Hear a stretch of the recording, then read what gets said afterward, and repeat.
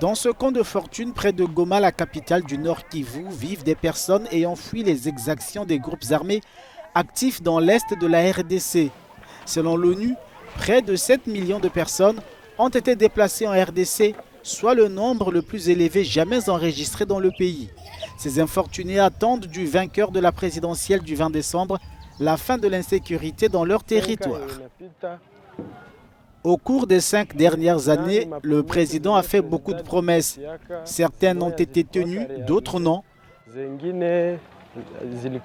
Maintenant, nous espérons que le président qui sera élu pourra mettre fin à cette guerre qui devient insupportable, car notre souhait est de retourner dans nos villages.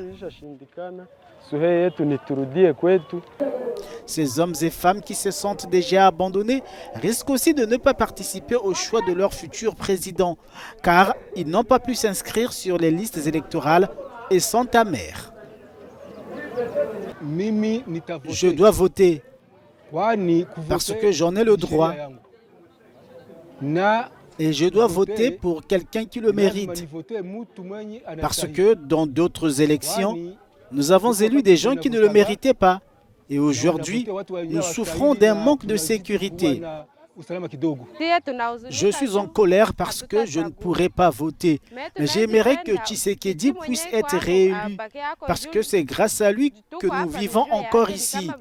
Autrement, le M23 serait déjà là. S'il n'est pas réélu, son successeur devra combattre le M23 et le forcer à quitter nos villages pour que nous puissions rentrer chez nous. Selon Médecins sans frontières, des dizaines de milliers de familles fuient toujours les violences dans le Nord Kivu.